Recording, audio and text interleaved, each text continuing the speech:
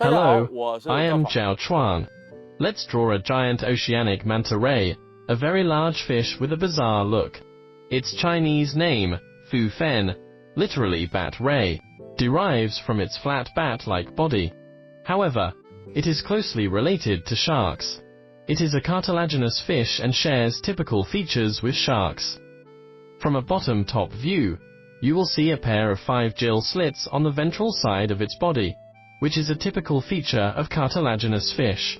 We know that bony fishes have gill covers that hide their gills inside. Cartilaginous fishes, such as sharks, have a primitive gill structure composed of gill slits. Besides, its pectoral fins have evolved into a sizable wing-like structure. Some manta rays can breach out of the water when swimming quickly and glide on the sea surface. Its pelvic fins have become very small, forming a triangular structure at the rear, making it look more like a bat. It has a short, thin tail. Manta rays are distinguished by a huge mouth at the front of its head, a bit like a whale shark's. Other rays, or similar-looking cartilaginous fishes, or sharks, have their mouths on the ventral side. 2 tentacle-like structures called cephalic fins are on both lateral sides of its mouth. This structure sometimes rolls up and sometimes unfolds. This is also one of its unique features. What's more, its body is generally black and white, but some manta rays will have white patterns on their backs. When drawing, we can adapt a common pattern form to present them. Now, let's get started. The manta ray is a huge fish shaped like a triangle. When drawing, we can divide its body into 3 parts: the front tentacle-like structure, the trunk, and the tail. Note these parts when drafting. Determine the width of its body.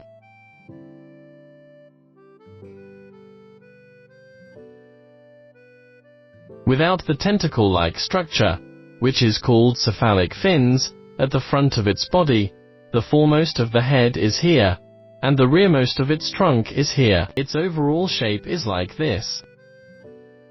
Let's connect these lines. First, its pectoral fins. We need to draw the lower edge in this direction.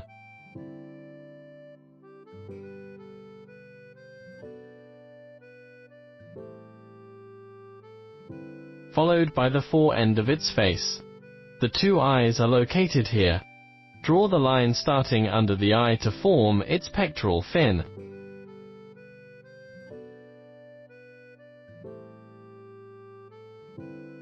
We don't have to draw the 2 fins to be exceptionally symmetrical because they will change their shapes during swimming.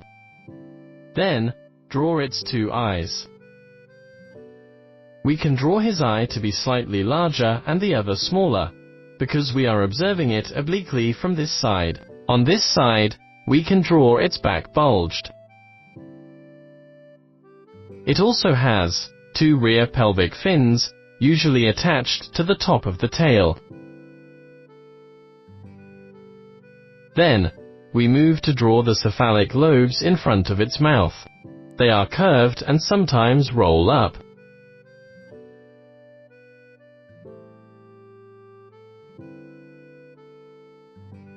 When drawing, we should know which is the dorsal side, and which is the ventral side. Looking at it from this angle, we can see more of the dorsal side of this lobe. The other lobe is just the opposite, and we can see more of its ventral side. The front of its head can be connected like this. Next, we move to draw its tail. Its tail is thin and pointed, like a mouse tail. Add a highlight to its eye, and darken the middle pupil slightly.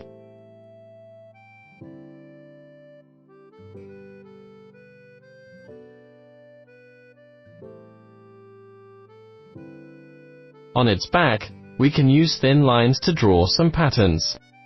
Although black, it usually has 2 symmetrical patterns behind its eyes, somewhere similar to the shoulders.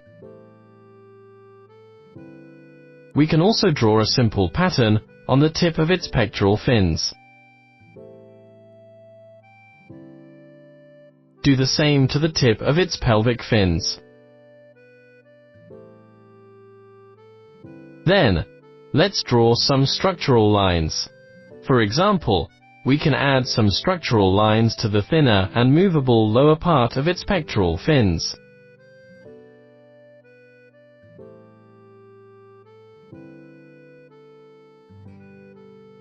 We can also draw some delicate structures in the midmost of its back. Finally, add a bit of shading at these corners. Good. In this way, we've finished drawing this giant manta ray.